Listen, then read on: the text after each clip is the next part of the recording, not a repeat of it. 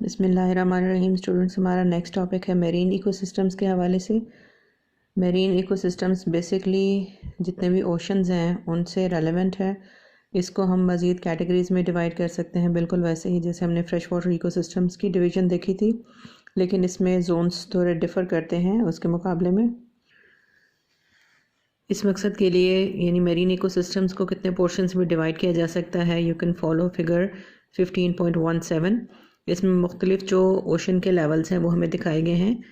Basically जो ocean start होता है, जहाँ पे बिल्कुल शैलो वाटर है या शोर लाइन है, वहाँ से एक इकोसिस्टम का स्टार्ट हो रहा है, दैट इज़ कॉल्ड इंटरटाइडल और लिटोरल जोन।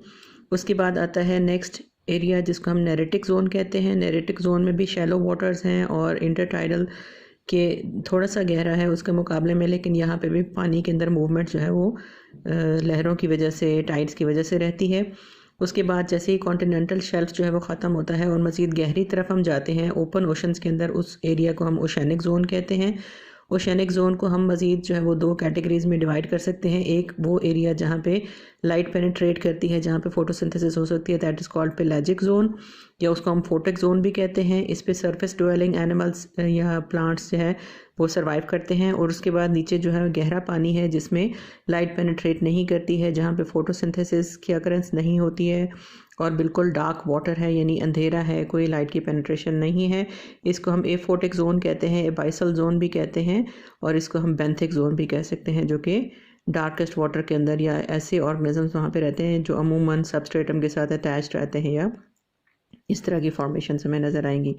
इसके अलावा जो सबसे पहले हम स्टार्ट करते हैं इन ओशनिक इकोसिस्टम्स में या मेरीन इकोसिस्टम से, वो भी एरिया है जहाँ पे फ्रेश वाटर और मेरीन वाटर का आपस में मिलाप होता है। यानी हम एग्जांपल ले सकते हैं कि मुख्तलिफ रिवर्स जहाँ पे ख़त्म होते हैं या जहाँ पे जाके समंदर के अंदर गिरते हैं, ओशंस का पार्ट बनते हैं, वो भी एक इकोसिस्टम है, दैट इज़ कॉल्ड एस्चरीन इकोसिस्टम, या जिनको हम एस्चरीज कहते हैं। डिस्क्रिप्शन हम फॉलो कर लेते हैं मेरीन इकोसिस्टम्स की। The most important physical characteristic that distinguishes marine ecosystem from fresh water ecosystem is the salinity of the water. Basic component जो कि दोनों के अंदर डिस्टिंग्विशिंग फीचर हम कह सकते हैं, दोनों के दरमियान फ़र्क करने वाला है फ्रेश वाटर और मेरीन इकोसिस्टम में, वो है सॉल्ट्स की कंसनट्रेशन। जो समुद्री पानी है, मेरीन वाटर जो है वो सलाइन होता है as compare to fresh water. Marine ecosystems have water containing a mixture of salts which make above 3.5% of the massive quantity of seawater. This section briefly examines the 5 marine ecosystems. 5 कैसे हैं divide किए हमने areas. एस्चरीज हैं सबसे पहले, उसके बाद intertidal zone जिसको हम लिटोरल जोन भी कहते हैं, then neritic zone, then oceanic zone and coral reefs. Start हम कहते हैं एस्चरी से। Estuaries occur where fresh water meets sea water and the salinity of sea water is diluted. क्योंकि वो fresh water आ रहा है रिवर्स की फॉर्म में और वो आकर समंदर में गिरते हैं, तो उसकी वजह से क्या होता है कि मिक्सिंग होती है पानी की, समुद्री पानी और फ्रेश वाटर जब आपस में मिलते हैं तो सॉल्ट्स का लेवल थोड़ा कम हो जाता है, पानी डाइल्यूट हो जाएगा। Estuaries are productive because fresh water streams carry nutrients into the estuary and tidal currents bring nutrients from the ocean.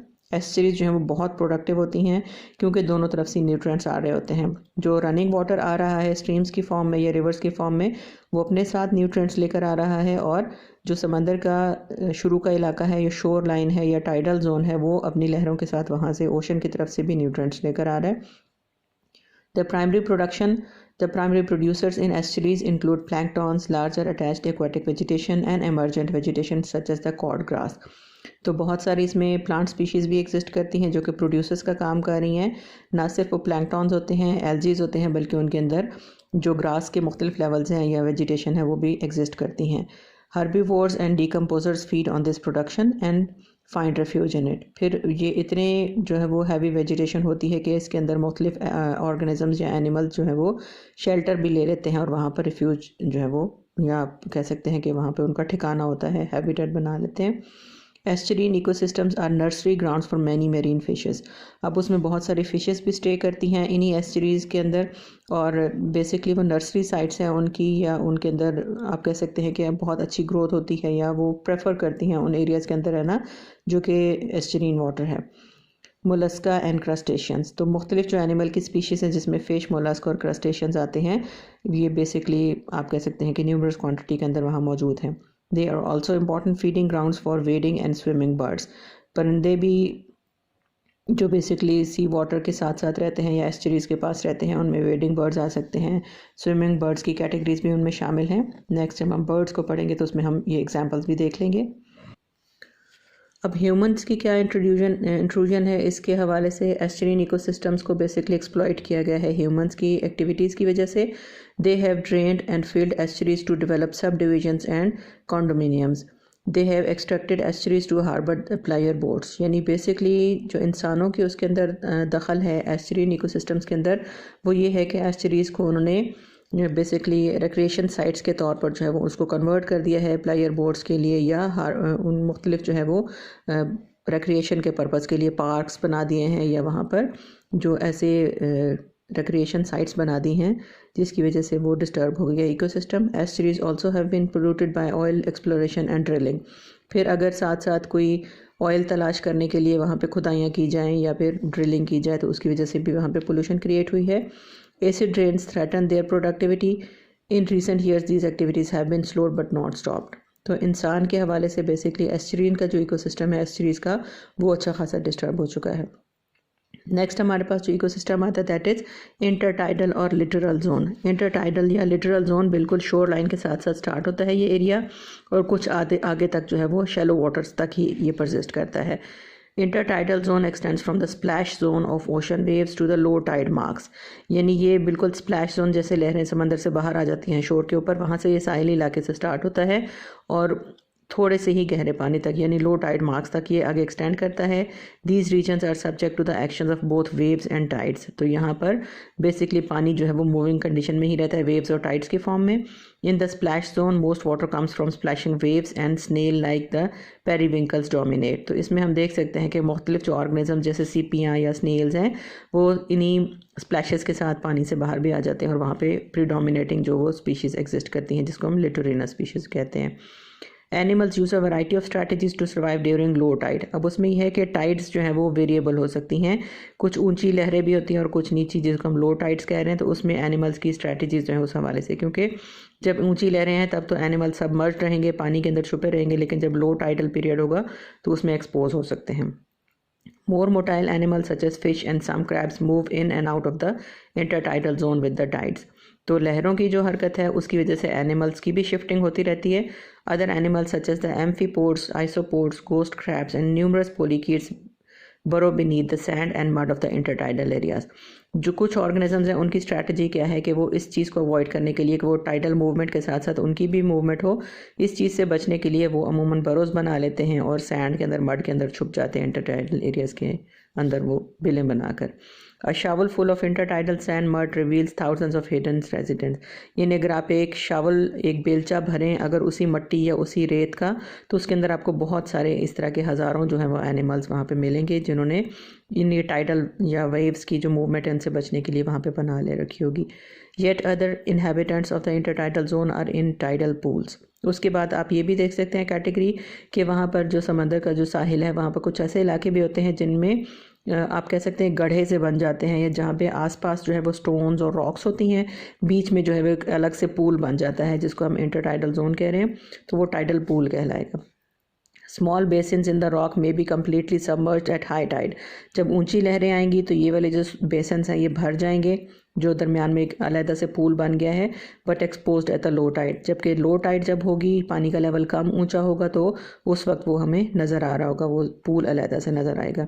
Water trapped in the tide pools by ebbing tide support the rich animal life including numerous echinoderms, barnacles, limpets and काइटन्स।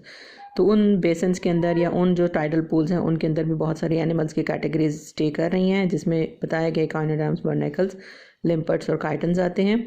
Attached animals withstand the periods of exposure by closing their shells to avoid the drying.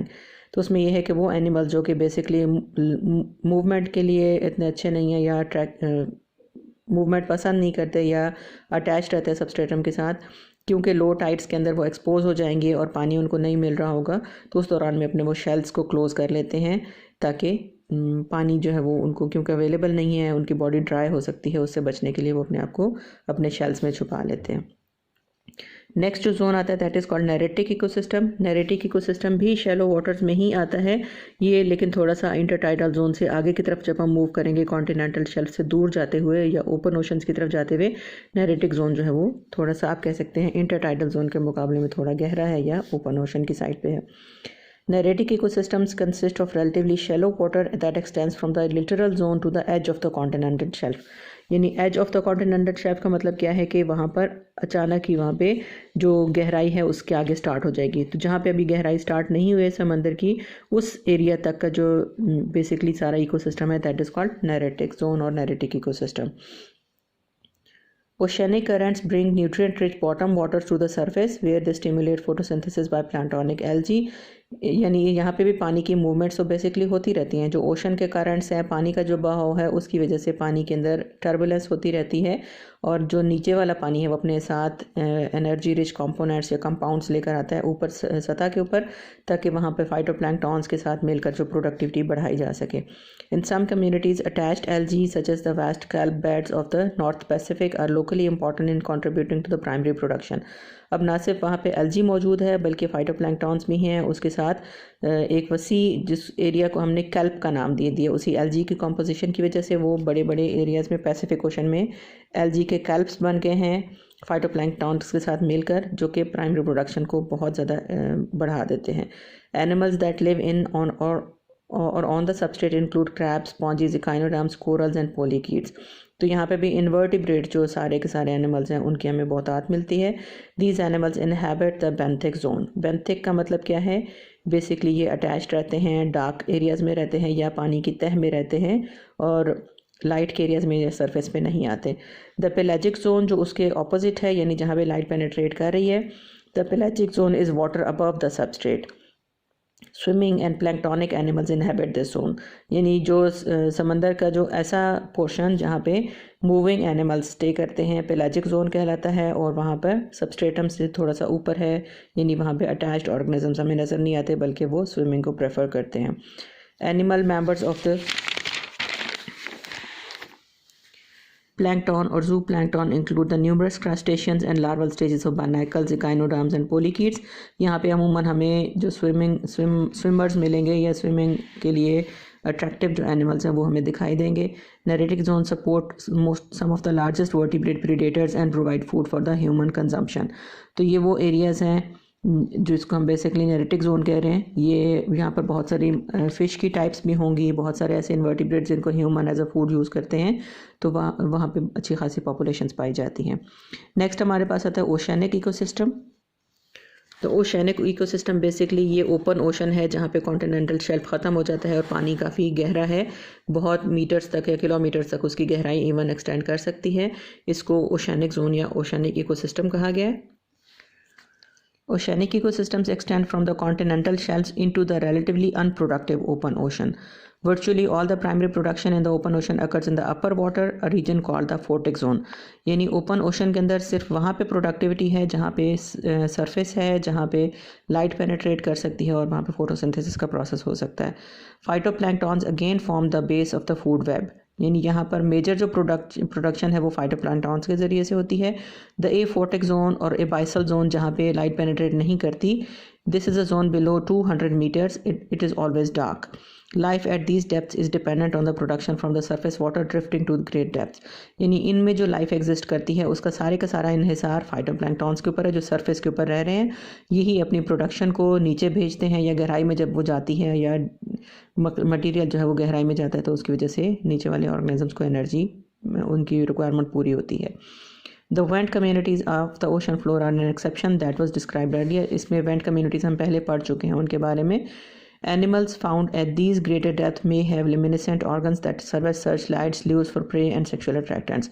अब वो जो animals हैं जो कि open ocean की गहराइयों में रहते हैं जहाँ पे बिल्कुल अंधेरा है, उन एनिमल्स में कुछ मॉडिफिकेशंस हैं कि उनके अंदर लिमिनेसेंट ऑर्गन्स हैं जो कि लाइट प्रोड्यूस करते हैं, रोशनी पैदा करते हैं, और उस रोशनी का मकसद क्या होता है कि या तो वो देखने के काम भी आती हैं, वो अपने शिकार को ढूंढने के लिए भी इस्तेमाल कर सकते हैं, और सेक्शुअल अट्रैक्टेंट्स भी यानी मेल फीमेल पार्टनर्स एक दूसरे को तलाश करने के लिए भी इन लिमिनेसेंट ऑर्गन्स का इस्तेमाल कर सकते हैं। In some parts of the world, upwelling zones provide the highest productivity of all the marine ecosystems. In these areas off the coast of California and Peru, surface currents carry water away from the shore and nutrient-rich water rises from the depth of the to take its place. Basic बात यह है इसके अंदर कि जो मुख्तलिफ पानी के अंदर मूवमेंट्स हो रही हैं, टर्बुलेंस हो रही है, उसकी वजह से नीचे से जो पानी है वो ऊपर आता है और ऊपर अपने साथ बहुत सारे न्यूट्रिएंट्स लेकर आता है, क्योंकि बॉटम के अंदर या नीचे वाली लेयर्स के अंदर डिकम्पोजिशन हो रही है और उसके अंदर न्यूट्रिएंट्स मौजूद हैं. Nutrients in this water promote high rates of primary production, supporting some of the world's greatest fisheries. आखिरी जो हमारे पास कम्युनिटी है या इकोसिस्टम है, that is coral reef. Coral reef basically हम कहते हैं कैल्शियम कार्बोनेट के डिपॉजिट्स को, जो कि एनिमल्स के डेथ और डिके के बाद वहाँ पे कॉन्स्टिट्यूट होते हैं ओशंस के अंदर. Coral reefs are one of the most highly productive ecosystems in the world. They are association of the stony corals and algae. यानी कुछ ऐसे एनिमल्स भी हैं जैसे फाइलम निडेरिया है, क्लास एंथोजोआ है उसकी, वो ऐसे कोरल्स बनाते हैं जिनको हम स्टोनी कोरल्स कहते हैं. और कुछ ऐसे ऑर्गेनिज्म जैसे एल्जी हैं जिनको हम कोरलाइन एल्जी कहते हैं या जूज़ैंथेली जिनमें आते हैं. उनके दोनों के मिलाप से, उन दोनों की जो को एग्जिस्टेंस है उसकी वजह से कोरल रीफ्स की फॉर्मेशन होती है. Reefs form over thousands in years in warm clear relatively shallow waters. यानी रीफ बनने के लिए, कोरल रीफ्स बनने के लिए एक ख़ास कंडीशन चाहिए होती है, ख़ास टेम्परेचर चाहिए होती है और पानी की एक मखसूस डेप्थ होती है जिसमें मैक्सिमम वो बन सकती हैं.